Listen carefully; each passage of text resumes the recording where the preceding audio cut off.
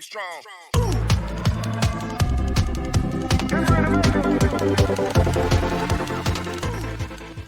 Theo sat in the corner, slyly smiling, with these regular customers. Achieving the target of 1,000 tower coins in no time is not a dream anymore. I'll quickly level up before the boss finds out. Then I have to open a course on how to become a billionaire in a week, become the top idol adored by tens of thousands. Being immersed in a future that never happens, suddenly 3 beautiful girls appeared from nowhere. Oh my god, how cute is this little cat? Seeing the girls pointing and saying, "I look like that little cat too much," the cat immediately got angry because I am unique. How can I look like any other cat? Don't call me a baby. My name is Theo. I'm a decent young cat. Theo angrily said, making the long-haired girl apologize, and introducing herself as Suha, and explaining that he looks very much like a cat she knows. What part looks like? Theo turned 360 degrees and walked away. I'm the #1 handsome cat in this tower. While the cat was protesting, Suha hurriedly searched her pocket, pulled out a brightly colored red package, and threw it straight at Theo's angry face. "Do you want to enjoy some reward soup?" Suha asked in a cute voice, inviting the cat, then brought it close to the confused mouth, saying, "I only eat fish." Oh my, delicious. Theo's eyes lit up continuously as he licked his lips with the reward soup package. How can there be such a delicious dish in the world? With one gulp, he finished a package. The cat excitedly wagged its tail, asking for more. Theo is just Theo. What else would it be? But Suha kindly opened the entire pot of reward soup. "Here you go, kitty." The cat completely lost its dignity. When asking for more, the girl agreed immediately, "As long as you're willing to take a picture with me." Without hesitation, Theo jumped into Suha's arms to take a selfie with her and happily left with a bunch of delicious reward soup. On the other side, the 2 remaining friends were amazed by Suha. It's the first time they've seen someone bring food for a cat into the tower, but Theo is so cute, it's worth it. Suha is having a loving look at her phone. The picture of her and that adorable little cat looks so lovely.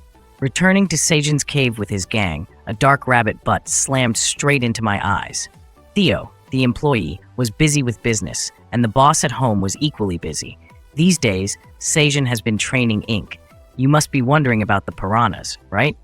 Our hero has carefully blocked all the holes they could swim through, but he still has some lingering worries. Thanks to diligent training, Ink has made a lot of progress. During the last promotion, the rabbit almost drowned jumping into the pond to celebrate. Thinking back to that time, Sejun was still shocked. Suddenly seeing a clump of black fur floating on the pond, he shouted so loudly that the mother rabbit fainted, and the fish below were also startled. Almost lost some combat-capable personnel. Luckily, the lineup could still be maintained. Now thinking back, I still startle, and you're still laughing? Sejun glanced sideways at the clueless duo, while the 2 white rabbits remained indifferent in the pond. Playing in the water burns too many calories, so he searched his pocket for honey, but only found an empty plastic bottle. Come to think of it, Sejun hasn't seen the brown queen bee leave the hive in a while. Wonder what's going on. Just as he looked up, he and a rabbit couldn't help but be stunned. The golden hive was being surrounded by a swarm of young bees. It has given birth to many offspring in such a short time. Haha! It's time to visit the potential labor source, but it's strange to go empty-handed. Should I bring fruits as a gift? While the young bees were chilling in the hive, they heard calls from below. 2 rabbits with the same dazed name were also waving to them. Sejun offered a branch of flowers as a housewarming gift, but only saw the young bees switch to combat mode. Wings flapped vigorously, their eyes turned red, and the stingers beneath their butts glowed purple. Threatened, the white rabbits immediately ran away, leaving only Ink, who saw the opportunity to fight and summoned a hammer. Only the old uncle reacted slowly, just staring with wide eyes and an open beak, motionless like a statue. The loud noise reached the ears of the queen bee in the hive outside, the young bees and the rabbit. Ink were fiercely skirmishing. The winged bees were relentless, targeting any unfortunate soul they encountered, preparing to swoop down and sting them. Sejun screamed in horror, suddenly feeling at a loss for words. Above, a queen bee, 1/3 the size of Sejun, was flying above the swarm of young bees. He stammered, speechless, staring intently at the honeybee being surrounded by the young bees. What?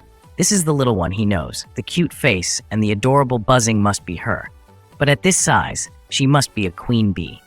The queen bee flew gently closer to Sejun, who was still dazed. She was too big, causing Ink to drop the hammer in awe. The solitary bee is a carnivorous insect that resides in the tower and hunts prey using venom. This is understood in the dictionary and in the tower residents' knowledge, but Rangsoon keeps feeling something is off.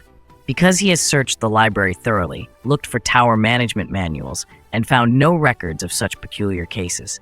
Spending so much time without answers, the Black Dragon closed the book to consider later. For now, the newly born brown queen bee hasn't had any impact on the world inside the tower. It's just that he doesn't understand why it can be so terrifying before and after the transformation. Sejun was surprised, Ink was surprised, only the bee was happily showing off its new appearance. Gone are the days of cute bees cuddling up to him. The brown queen bee has officially become a nursing mother. Looking at its coquettish appearance, from now on, it should be called Diu. Returning to the time when the solitary bee discovered Sejun's prehistoric cave, it ate until it was full before returning. At that time, its belly was swollen, emitting a strong scent that made the bees in the hive look at it differently. Gradually, the queen bee realized and became hostile towards it, and the solitary bee also gradually understood that the queen bee hated it because it was a fertile female bee. Since then, she has flown farther to find a place to build her own independent hive. It couldn't stay at ease sharing a hive with that queen bee. Luckily, it found Sejun's prehistoric cave suitable for building a hive, so it immediately constructed one on the cave ceiling. Being the only winged creature and building its hive up high, no one knew that the queen bee had to endure the pains of transformation. Like the rabbits, it gained strength when mature. The queen bee also had to go through such a phase until appearing in its graceful form like now. Even it was amazed, let alone others, but Sejun still gave it a tomato flower, celebrating its successful transformation and childbirth. Ordinary as it may seem, Diu couldn't resist the golden flowers, which it had been fond of since childhood. Sejun brought them to it, and it liked them so much it rubbed against him affectionately. Though it was already big, it still liked rubbing against Sejun, and the young bees no longer showed any vigilance. Each clinging to a spot on Sejun's body, they gradually became acquainted with the rabbit family. From today, his small family had become a big one. A few days later, Sejun's cave echoed with bustling noise, as the rabbits pulled him out of bed, one tugging his blanket, and the other pulling his hair to wake him. They dragged Sejun away while he was still half asleep, the stacked rabbits continuously saying pee-pee, as if there was something in the carrot field. They had enough reason to wake Sejun up, because it was a green carrot that the moonlight shone on. Sejun couldn't believe it could transform like this, as these carrots were still very young. Thanks to the moonlight, they ripened overnight. He glanced at the stacked rabbits, chuckled, and asked, "Is this why you guys woke me up? All right, let's dig it up and see." Sejun pulled out the plump green carrot before the admiring and delighted eyes of the rabbit family. It was bigger than he thought, and with its nimble carrot name, it was clearly meant to enhance agility. The system informed him that Moonlight Carrot provided X-level agility bonus, with a usage period of up to 45 days, yielding him 70 harvest points. It was truly a remarkable advancement. Higher grades allowed him to stockpile longer, and it also gave him 20 more experience points than other types. Sejun immediately gave the carrot to the rabbit family to thank them for their hard work. They liked it a lot, opening their eyes wide to gaze at this colorful root vegetable. The sickle rabbit volunteered to divide the carrot using its tool, a chisel specialized in cutting stones. With a swift stroke, the sickle rabbit, like a professional ninja, made several beautifully precise cuts in midair, successfully dividing the carrot into equal portions for the whole family. It landed confidently, stylishly, before the carrot piece fell into its hands. Even Sejun had to applaud this excellent craftsmanship. Only the Ink wasn't happy, wondering why everyone else got equal portions while it only got the tail end. Sejun plucked a moonlight tomato, enthusiastically counting a total of 5 after the moonlight's arrival. This time, he generously gave one to the tower manager, asking if they could exchange a skill for him. The tower manager said he would consider and grant him a skill next time. The lines on the window surprised Sejun for a few seconds. Normally, it would outright refuse. Suddenly, there was a shrill cry from outside as Theo returned and saw a swarm of venomous bees staring at him, eager to sting. He was so scared his face turned pale. His fur stood on end because Theo wasn't present when they were born. Sejun lifted Theo up and rubbed him back and forth on his face to show the bees that this cat wasn't dangerous at all, my little ones. Then the bees turned tail and left, ignoring Sejun as he sneezed out a bunch of cat fur. After all, Theo was a wild cat. All that sneezing made his nose twitch. Hearing Theo's thanks, Sejun turned back to pull his ears and see why the staff called him boss like they were family. He clarified that it was because the boss said they were a family, so that's why. Too naive. Trusting people too much, Sejun extended his hands, urging him to quickly calculate the revenue first before talking. This time he brought back 75 coins. Sejun praised him for working hard. Just as he was waiting, Theo held up another large gold pouch, proudly mentioning his quick thinking to charge an additional fee of 0.02 coin per tomato because the item has become so popular. He laughed with joy, anticipating Sejun's praise, and fancied himself as a business-savvy cat, but Sejun only rewarded the employed cat with 2 coins. Maintaining a stern expression like a boss, wanting to squeeze every penny out of his employees, he demanded Theo to work even harder, making the little guy shrink back completely. That was just an act. If he heard Theo talk about how he smartly raised the price first, he would surely be surprised and promote him immediately. But the manager had already tipped him off, jumping in to report to him that Theo was raising the price per tomato to earn more money. So now Sejun could seize the opportunity to play the role of a boss exploiting like that. The sound of slurping nearby caught Sejun's attention, and he saw Theo chewing on a bag of soup, enjoying it immensely. Whether walking on 2 legs or 4, cats can't resist this dish. Sejun loved cats but had never owned one because he was poor, so he didn't know what Theo had in his hand. He was even more surprised to see it was food a huntress gave Theo after taking a photo with him. A cat bringing soup to Theo might seem normal, but it was actually extremely unusual because there was nothing like this in the tower. To bring things from outside the tower, there was only one way: teleportation through a black hole, or awakening agents bringing them in on their bodies. They could bring in as many things as they wanted, but the total weight brought into the tower was limited to 1 kilogram, usually prioritized for climbing equipment. For example, a solar-powered phone used for communication or taking pictures. Snacks or cigarettes for use during tower climbing time, but who would bring soup reward for a cat? Hey, suddenly thinking of that made Sejun's head come up with an idea. He didn't know what it was, but he had to praise himself for being smart first. His smile became more and more sinister as he thought about how to make a lot of money, making Theo beside him think this guy wanted to steal his soup reward. Reluctantly dividing the soup reward to share with the boss, it wanted to say, "Hey stupid, if you want it, just say it." Perhaps its thoughts flew to Sejun's solar, not knowing how he managed to snatch away its soup reward.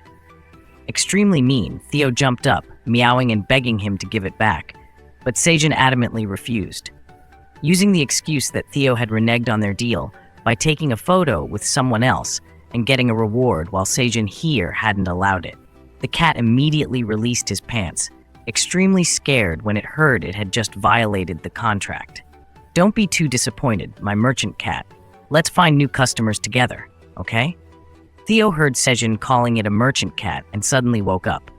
"I'll let you hold the position of merchant cat for 1 hour. If you do well in the next business deal, I'll let you keep the position for many more hours, okay?"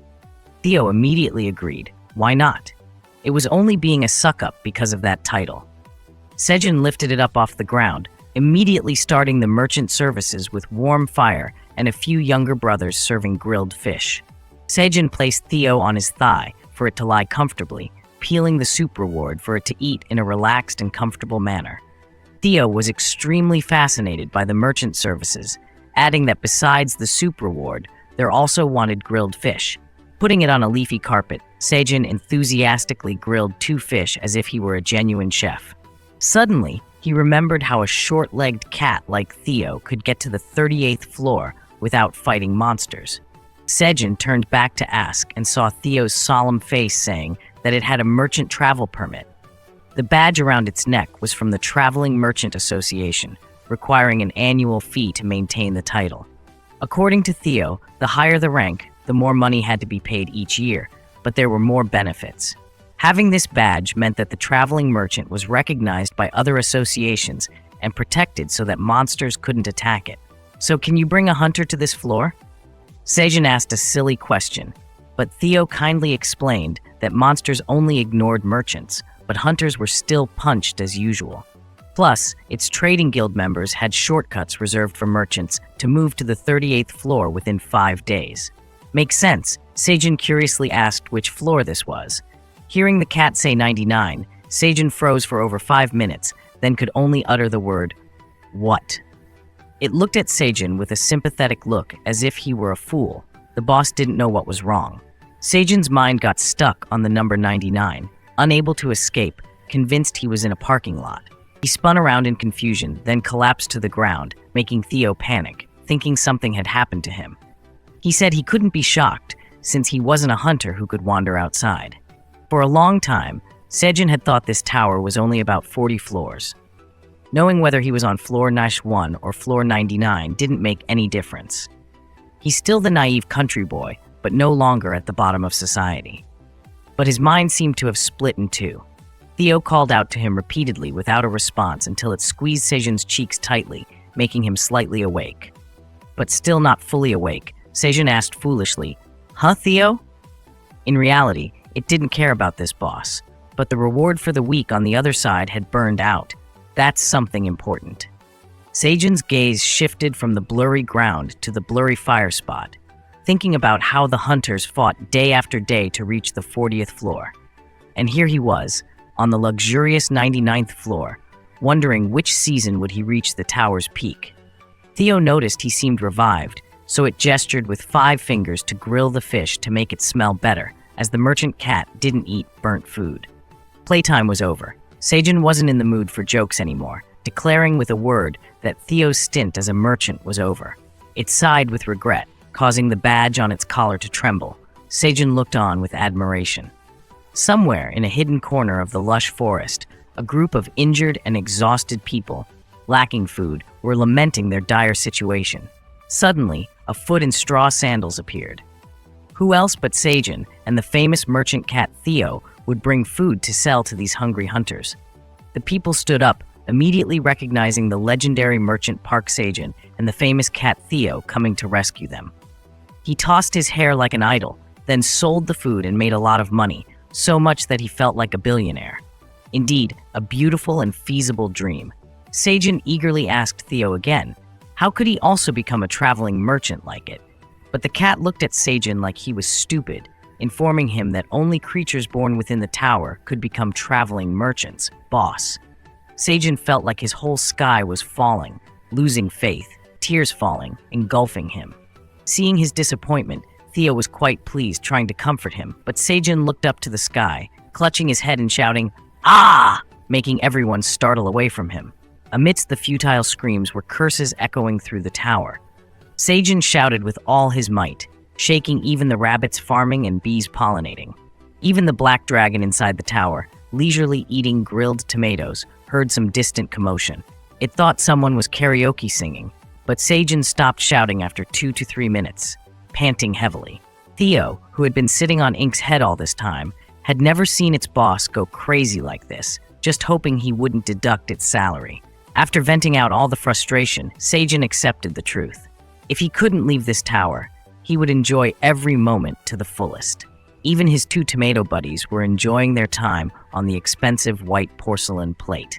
A middle-aged man with blonde hair, looking like a director, asked a dark-skinned girl if this was a mysterious item, increasingly popular among hunters. The girl, named Jenny, the CEO of Easter Pharmaceuticals, said her brother in the Phoenix Guild bought it from a traveling merchant.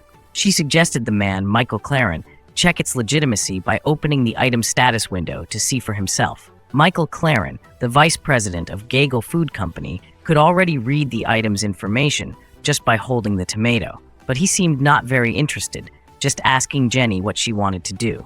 She hesitated, asking the person holding 39% of the global food market if he didn't know how to seize a business opportunity. Instead of asking Jenny's intention, Michael turned to threaten her to watch her mouth carefully. Jenny, tired of talking, just waved her hand towards the corner, and a large information board appeared right in front of them. There was a lot of information, but the most prominent thing was the claim that eating 1 tomato could reduce 10 grams of fat and increase fat burning percentage. At this point, Michael became interested and stood up to look at it intently. Items taken from the tower couldn't be analyzed for their components. They could only be consumed once, but Easter Company concluded that this tomato had a significant weight loss effect. Michael then plopped back into his seat. This deal seemed quite lucrative, but he thought Jenny was flexing. Something so good didn't need her to solicit sympathy. Because Jenny was straightforward, she needed the farming project within the tower that Michael had previously failed. He was still stunned by how Jenny knew such a secret. She stood up and offered a very good deal for Michael to regain trust from his father, the current chairman of Gagel Company. I heard the board will elect the next chairman to replace the current one who is ill. She held out the tomato to Michael again, asking if he found it more appealing now. Reaching for the tomato in her hand, Michael popped it straight into his mouth, praising its sweetness, incredibly delicious. Then he chuckled gleefully, wondering if it was because of the tomato's deliciousness or something else. He chuckled dismissively, then asked if there were more for him to snack on. "No, you're eating my portion already. Come to the tower and buy some more if you are interested." All right, if I've decided to enjoy my time here, Sejun seriously mapped out what he knew about this place. Currently, his cave had many inconveniences, especially the lack of daily necessities. Moreover, his cave was like a public toilet. Anyone could just relieve themselves there. Sejun had to ensure safety around. From Theo's mouth, he knew that there was no monster nearby, but a little farther away, there was one. Looking at the hand it pointed out, he knew that the monster was huge. There was no way to escape. It was a giant red bear. The horrifying memories flashed through Sejun's mind. How could he forget that night on the blue moon? Theo was everywhere, but still scared. The red bear didn't attack the merchant cat, but the way it glanced every time it saw Theo passing by made Theo uncomfortable. Glancing at Do, who was lounging next to the tomato flowers about to bloom to produce more pollen for reproduction, Sejun hoped that the cave would have more poisonous bees so he could have them patrol around for peace of mind. If he didn't wake up, suddenly feeling wet, opening his eyes to find himself in the bear's mouth. His plan was to have the bees tie a string woven from onion leaves to a nearby tree. He would grab it and climb out. It seemed quite feasible, so Sejun started doing it right away. He stood up and called Theo over to assign tasks. This time it wasn't about business, so he had to sweeten the deal a bit for the cat. He made a special face, saying this task was extremely difficult. Could the merchant cat handle it? Scratching Theo's itchy spot, how could it refuse? Theo's face showed 10-point credibility. A few days later, on level 38, several people had set up camp as if waiting for something to appear. Waiting for Theo's tomato? What else could it be? It figured they would fight over it until it was gone. Cheerfully jumping down, it somersaulted beautifully and landed before the eager eyes of the others. They rushed over, joyously shouting, "Here comes the traveling merchant cat!" Not rushing to unpack the basket as usual, this time Theo put his hand on his hip, declaring that today he would change his selling method. "What do you mean by that? Explain it clearly." "From today, I will only sell 500 blue tomatoes at a time to the highest bidder. So anyone without money should leave now. The starting price is 35 coins. At that moment, Sejun was sitting in the cave watching the bunny kids harvest blue tomatoes, thinking that his tomatoes had been brought out and made popular unexpectedly, hence someone bribed Theo to get them. The demand increased a lot, but he held the monopoly, so the fastest way to make money was through auctions. Besides making money, Sejun hoped that this time Theo could demonstrate his sales skills to his boss. Full and satisfied, he stood up to return to work with ink when a secondary task appeared, giving the tower manager a tomato honey smoothie like Sejun had drunk. Rewarding a professional skill, refusing it would upset the system. He wanted to explain that squeezing tomatoes took a lot of time. It was manual work, so it could wait until after work. But the system seemed agitated. It kept popping up multiple notification windows. The tower manager ordered him to do it right now, and the flex skill was rewarded with a super VIP pro. It took a while to figure it out. Did he want to drink a smoothie or show off? Why not just give the skill and then invite him for a smoothie? Wouldn't that be quicker? The manager wanted to manage, but didn't dare to break the law. The ancestral rules were still there. You had to do it to get by. So this time, he would indulge the tower manager to get that skill. Indeed, nothing could escape the eager eyes of the black dragon's appetite. A few days ago, Sejun came up with a trick to squeeze water from 50 blue tomatoes to make a smoothie. Mixing it with a bit of honey makes it so delicious that the bunny kids keep asking for more, and now even the tower manager wants some. Selecting about 50 ripe tomatoes, he placed them on his palm, took a deep breath, then squeezed them tightly, making them squeak and squirt water everywhere. I swear, this is the most skilled smoothie making I've ever seen. After squeezing the tomatoes, Sejun was extremely tired, and it was Do's turn to come and ask for some golden enzymes, dropping them into the smoothie glass. Although the process was quite unhygienic, the result of blue tomato smoothie with honey looked quite appetizing.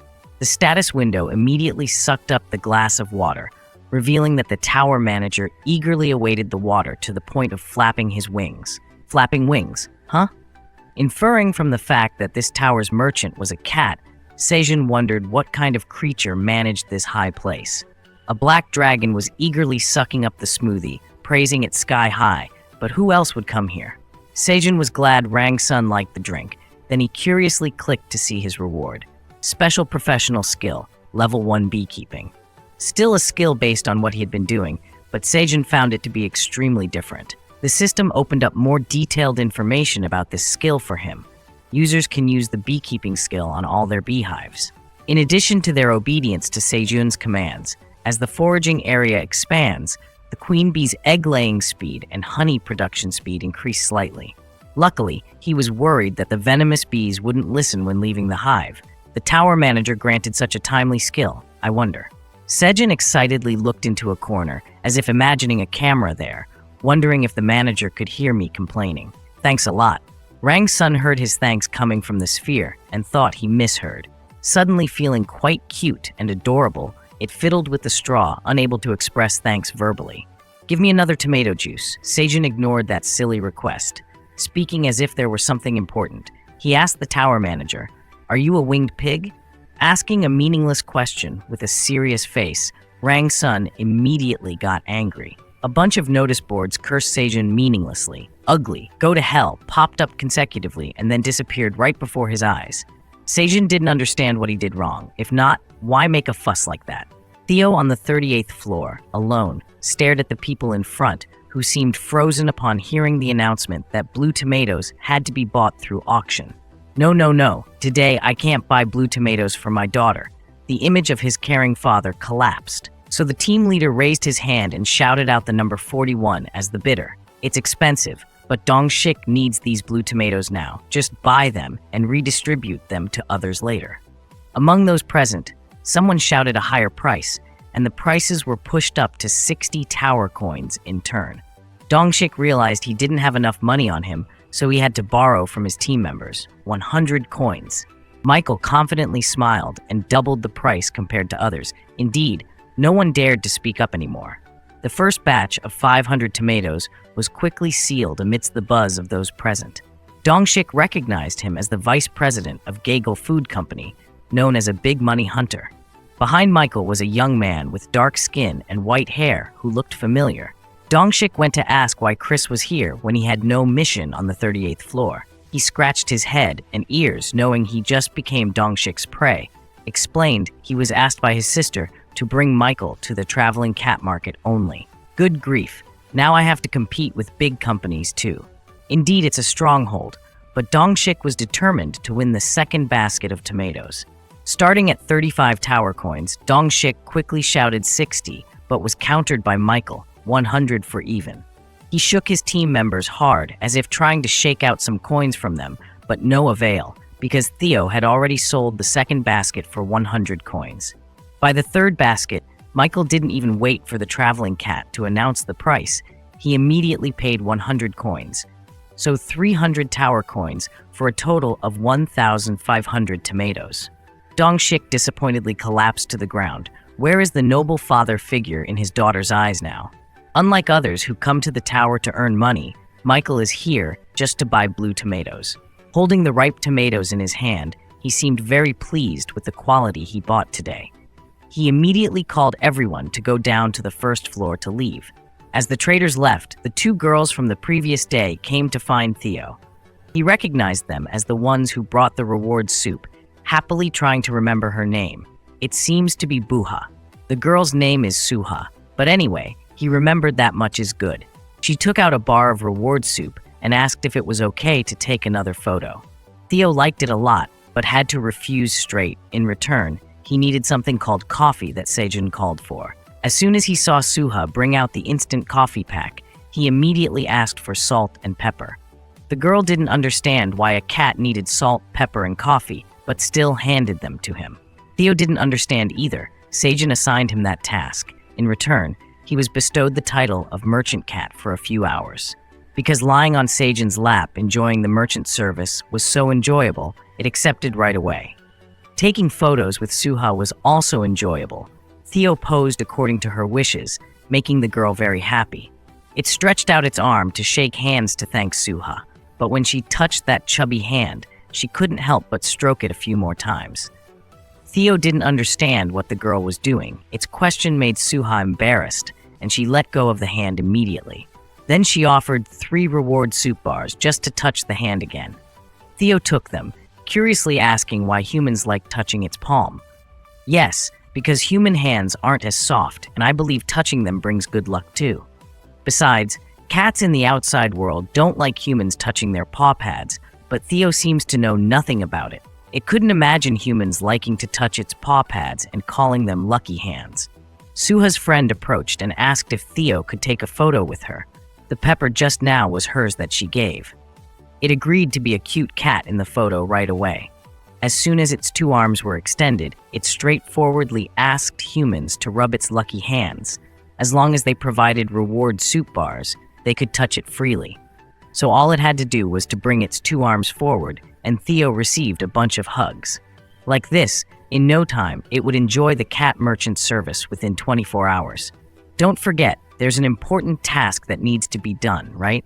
Suha sat attentively in a corner typing a status update with the Fash cat merchant and the photo taken with Theo when it suddenly jumped out and asked, "What are you doing?"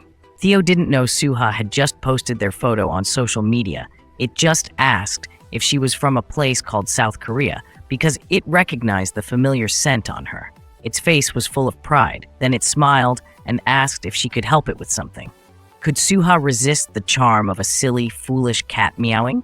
Thanks to the increasing number of bee colonies, Sejun's tomato flower field became bustling, accompanied by an increasing amount of honey being produced. Sejun's beekeeping skill progressed smoothly, without any hiccups, quickly reaching level 2. For the past few days, Sejun hasn't seen Dio around. It seems it's in a new breeding phase. Moreover, the current system also allowed Sejun to expand to 2 hives. As the bee population increased, he could split them into 2. Furthermore, Sejun needed to find a box to store honey, as the plastic bottles he carried from half a year ago were no longer enough. Now back to his agricultural work. After pulling out a large carrot from the ground, Sejun called the rabbits to have dinner with him. Their sparkling eyes fixed on the freshly harvested carrots, which were the first harvest after the Blue Moon event. Because of this abundant and nimble carrot supply, each rabbit got 1 to enjoy. Seemingly learning from someone, the rabbits raised the carrots above their heads towards Sejun, as if worshipping a deity, hoping he wasn't a deity of stupidity or poverty, and that would suffice. Once finished, they gathered around the fire to eat together.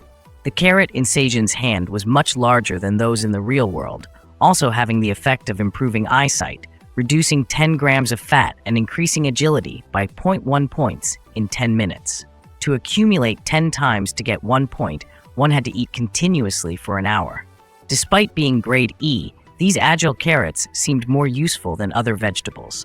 After enjoying their meal, they returned to work by stacking all the carrots onto the cart, wrapping them in layers of onion leaves for preservation.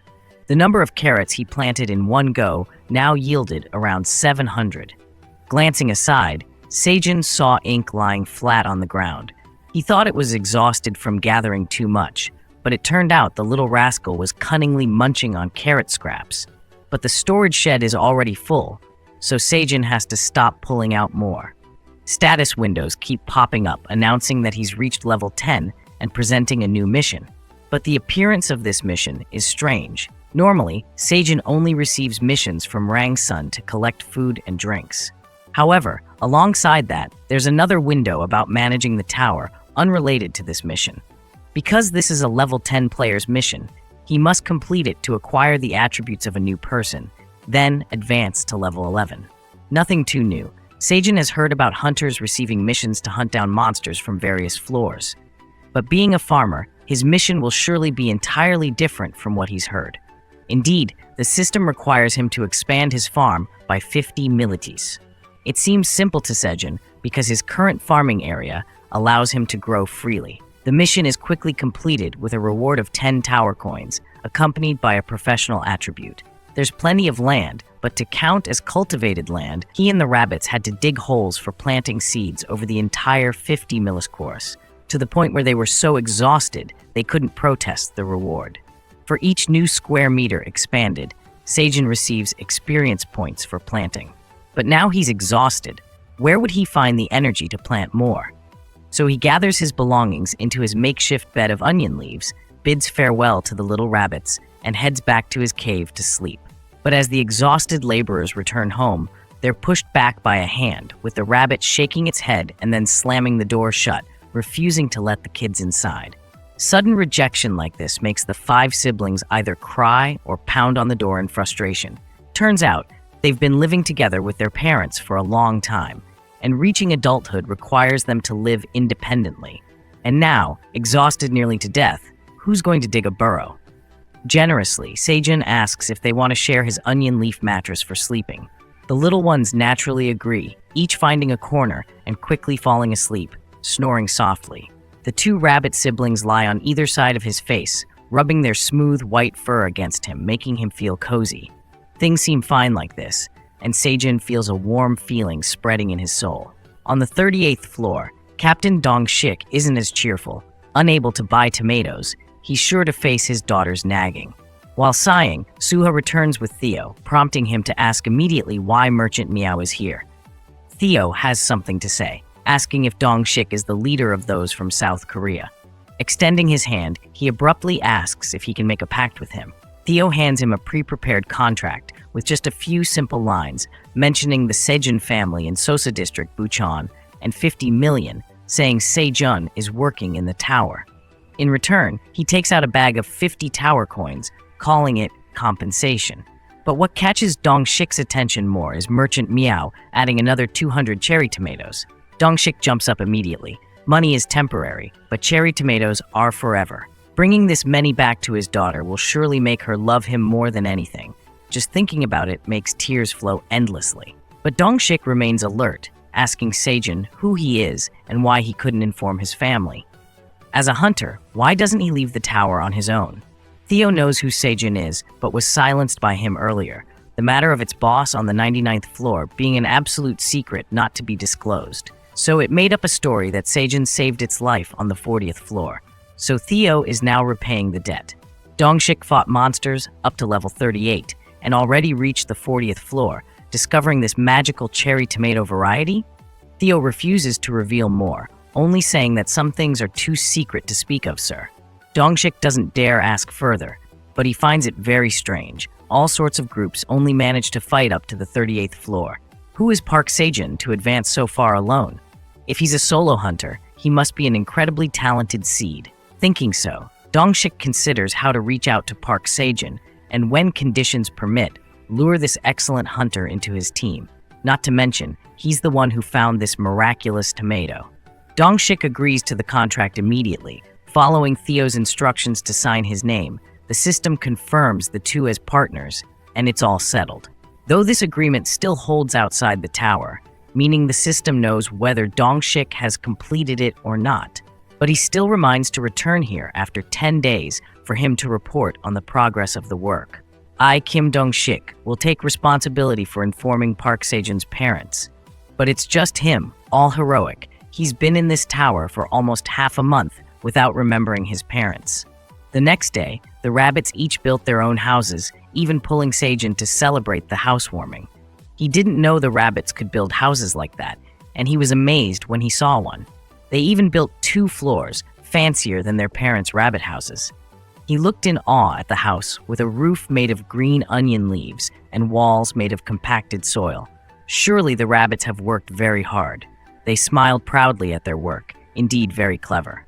Moreover, where the chubby rabbit was lying down, there was also a spacious room for resting during work breaks. He patted their heads and praised them, making them very happy.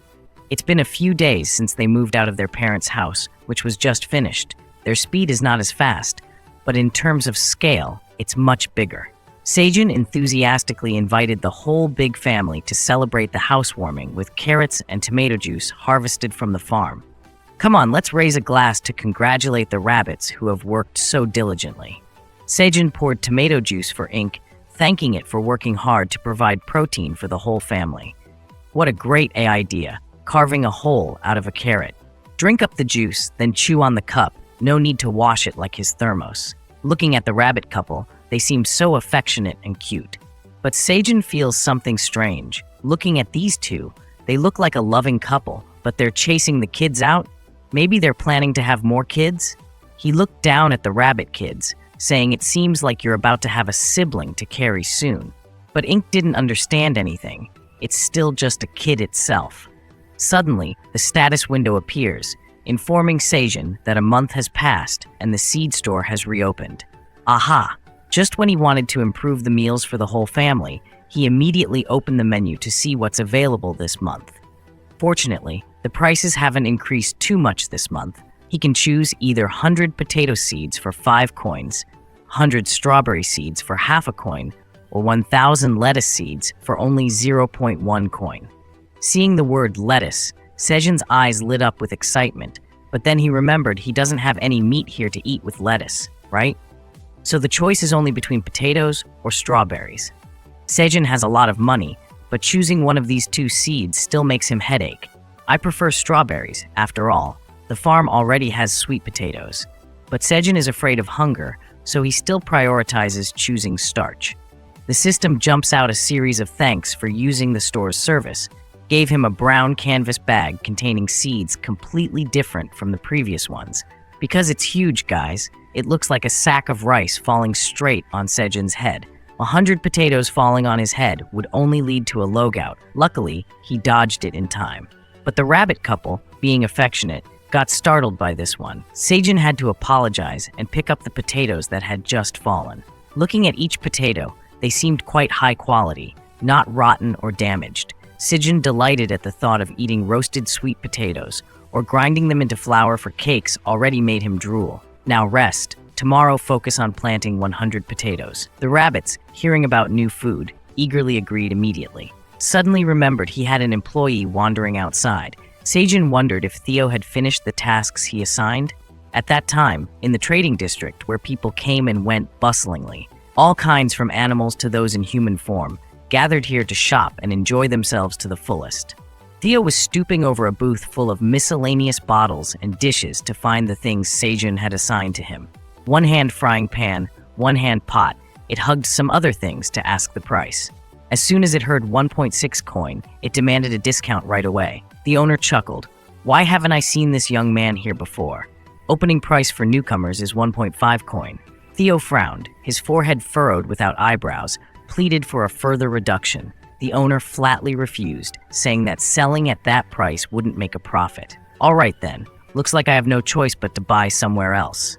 Theo took 2 steps. The owner jumped out to intercept him, offering 1.3 coins. Theo calmly closed the deal at 1.2. If not, let's just say we're not meant to do business together. As soon as the shop owner agreed, Theo placed the money there and left immediately with the items. At first glance, they looked like green beans. Turns out they were celestial chickens. The shop owner couldn't make any more money from Theo. He ran a bit, then the shop owner looked down at the money Theo left behind, puzzled as to what it was for, along with a handprint. All that was left of Theo was sweat, leaning against the wall, panting like a dog. First time doing that, and not getting slapped or turned away, Theo had to praise himself. Excitedly shouting, he succeeded in shopping like a smart person.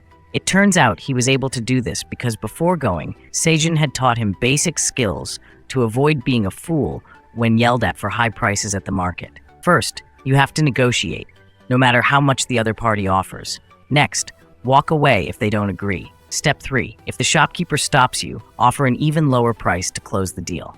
At that moment, Theo studied very diligently, applied it once, and succeeded immediately, just as Sejun had said. Turns out he's a smart shopper, because he specializes in buying discounted items to save money, so he's full of experience. Oh my.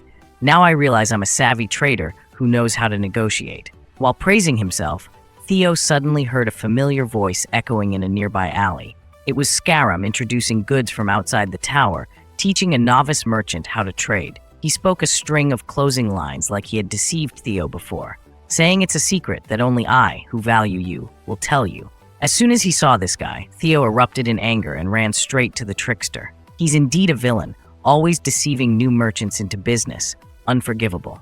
Letting his experience shine, Theo rushed to rescue the poor newcomer, shouting loudly, calling Scarum's name to startle him. Boldly, Theo approached, rolling up his sleeves, even though he only had a cloth around his neck, finally finding him.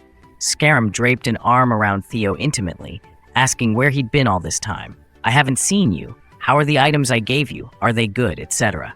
Pushing his hand away, Theo didn't tolerate the pretense of intimacy after being deceived. Watch out, this guy's a scammer. Scarum jumped up. How dare you call me a scammer when I, a merchant, sold you such good items at such low prices? Theo pointed directly at the one being deceived by Scarum, confidently stating not to believe this container contains magic. This is just a container designed with an inner and outer layer separated to block heat exchange, slowing down the cooling process. These are all words Sejun taught, so now he confidently pointed at Scarum, telling him not to sell junk to others. The trickster was sweating profusely because he was exposed, but still had to pretend and salvage the situation in various ways. Who would have thought Theo would be tougher than a rock? He shouted for the guards to come quickly and see if someone was deceiving this new merchant. Scarum, embarrassed, grabbed the container, scolded Theo, and immediately left. Seeing the scammer leave, Theo warned the newcomer to be careful not to fall into traps.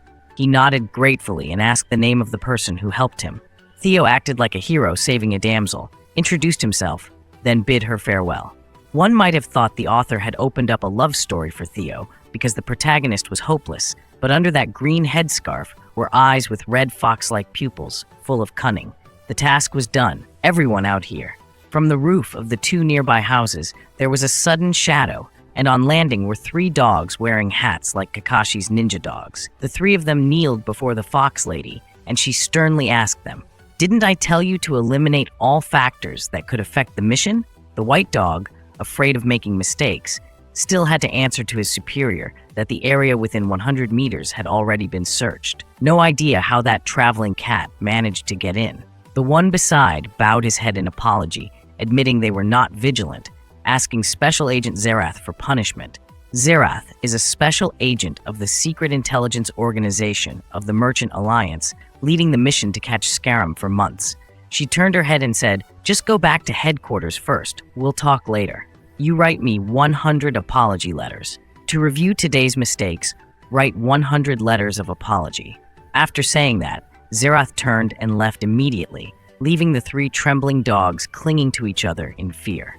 Recently, the intelligence organization has received information about many scams. After a long investigation, it was discovered that all these scams were orchestrated by the trickster Scarum.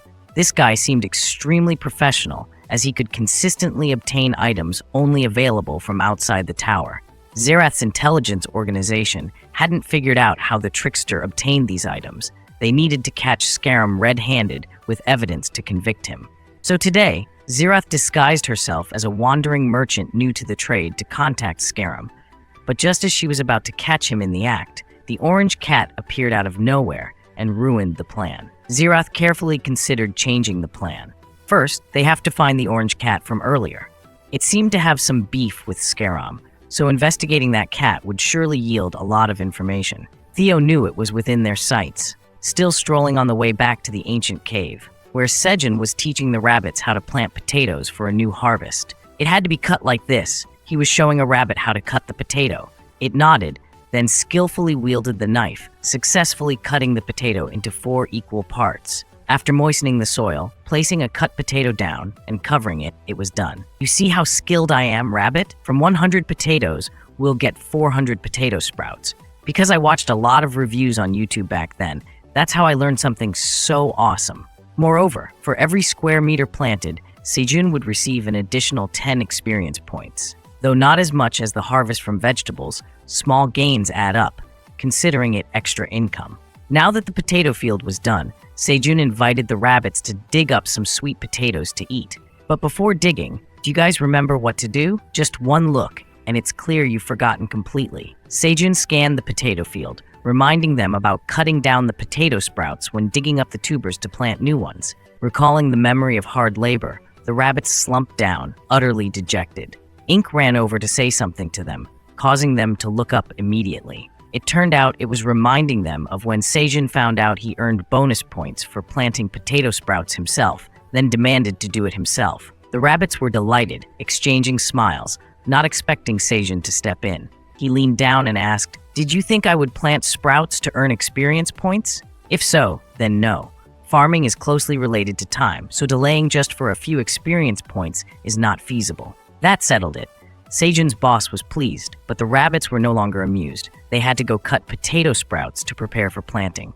Each with a task, one pushed, one carried, gathering sprouts in one place while Sejun dug and planted new roots. Nearly a whole day later, Sejun looked up, sweat-drenched, receiving congratulations from the system for successfully expanding the sweet potato field by 500 square meters. Now for the good part. Even though he didn't plant alone, the system still awarded him the full experience points. The rabbits raised their hands. The wives raised theirs too. Then the whole group split into 2 lines, shaking their hips in pairs to some melody Sejun couldn't hear. A moment later, they switched to circling around Sejun in a formation he didn't understand at all.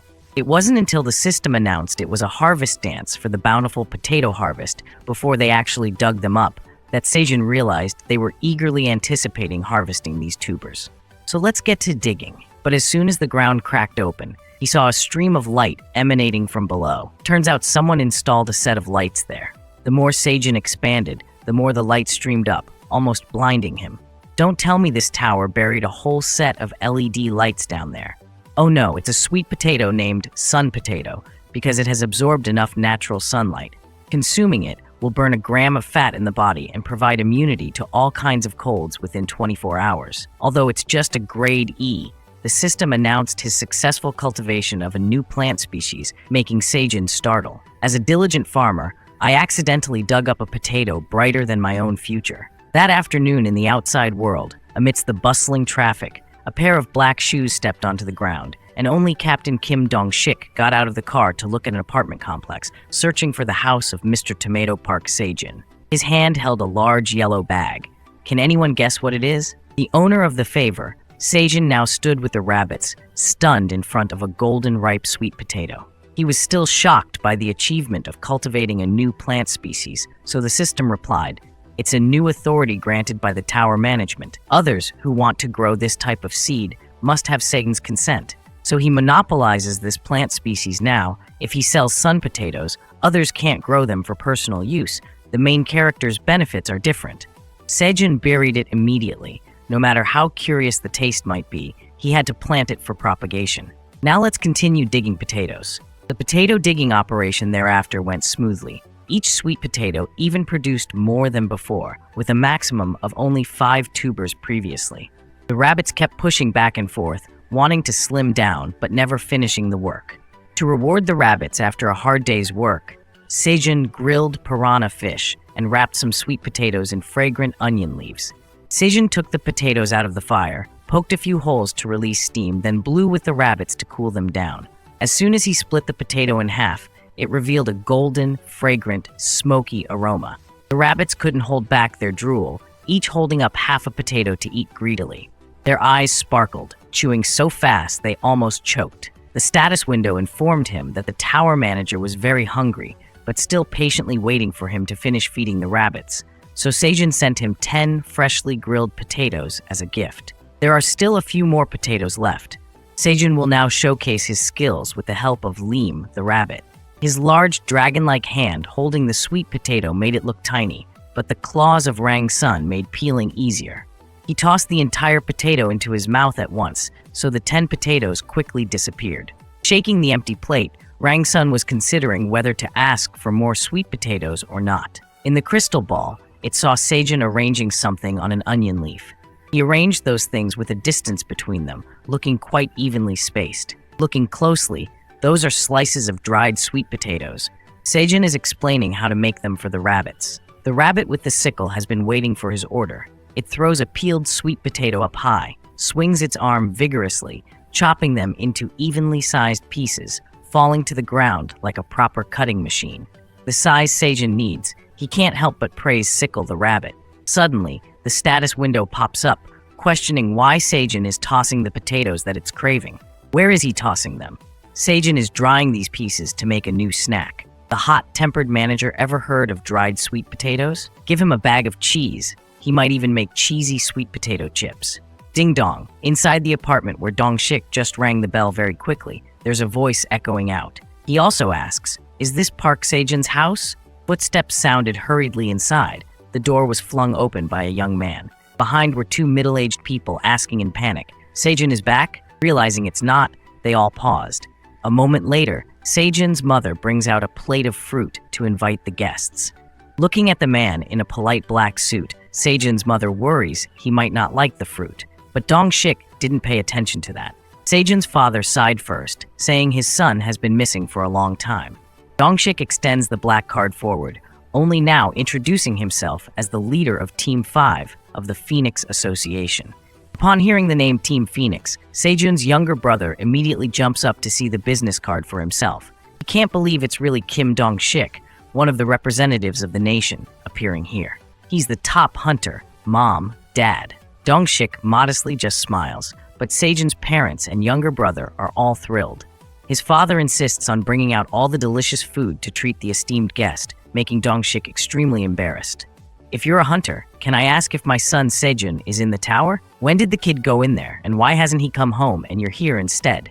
In this part, Sejun's parents fear that something might have happened to their son, so Dong-shik came to convey the message. He pulls out a white envelope from his pocket, saying he came here because of Sejun's request. Pushing the white envelope onto the table, his family turns pale. His mother starts sobbing, and the whole family bursts into tears. "Oh, Sejun, you ungrateful child. How could you die while your parents are still alive?" Oh, the scene of the gray-haired sending off the pitch black. Hey, wait a minute. Dong-shik hurriedly waves his hand. That's not a will. Sejun's father sighed first, saying his son has been missing for a long time. Dong-shik extends the black card forward, only now introducing himself as the leader of Team 5 of the Phoenix Association. Upon hearing the name Team Phoenix, Sejun's younger brother immediately jumps up to see the business card for himself. He can't believe it's really Kim Dong-shik, one of the representatives of the nation, appearing here. He's the top hunter, mom, dad. Dong-shik modestly just smiles, but Sejun's parents and younger brother are all thrilled. His father insists on bringing out all the delicious food to treat the esteemed guest, making Dong-shik extremely embarrassed. "If you're a hunter, can I ask?" This is actually quite common, so there's nothing to worry about. After conveying Sejun's message, he turns to ask Sedol, his younger brother, who is looking at Dong-shik with reverence as if he's an idol. "Earlier, I heard your parents say that Sejun is missing, meaning the family doesn't know how he entered the tower." "Yes, that's right. Our family suddenly lost contact with him about 5 months ago, with no news whatsoever. I contacted the National Awakening Association, but they said there's no one named Park Sejun, or perhaps they use aliases in there, right?" Dong-shik nods, saying many people go in there with extremely obscure nicknames, like someone named Apollo leading the Olympia. He will help the family inquire again. Seeing the Sejun family's joyful expressions, Dong-shik can confirm that this is the first time they've heard news of their missing son. It's strange that in the past 10 years since the tower appeared, no one has gone up alone with such climbing ability. So, in Dong-shik's mind, the most convincing hypothesis is that Sejun is a genius hunter never before seen in history. Sedol takes the opportunity to ask, does Dong-shik's team recruit outsiders from outside the tower? and gets a slap on the back of his head from his father. His older brother, busy inside the tower, and you're fooling around here, huh? Ahem. Being a tower hunter is a very dangerous profession that can cost lives. The association does not encourage a household to have more than one hunter. Dongshik sees that the matter is settled, so he asks for permission to leave, refusing Sejun's father's dinner invitation. After leaving the tower, he goes to his house first, not meeting his family yet. Dongshik bids farewell and heads straight to his car, letting out a long breath as he sees the status window announcing the completion of the contract. It's all done. Now it's time to rest. While driving, his daughter calls to ask if he's back to the outside world yet. Dongshik's face lights up happily, guessing what gifts he's brought back this time. If they knew there was a basket of 100 bi-colored tomatoes as a gift this time, that little girl would be very happy.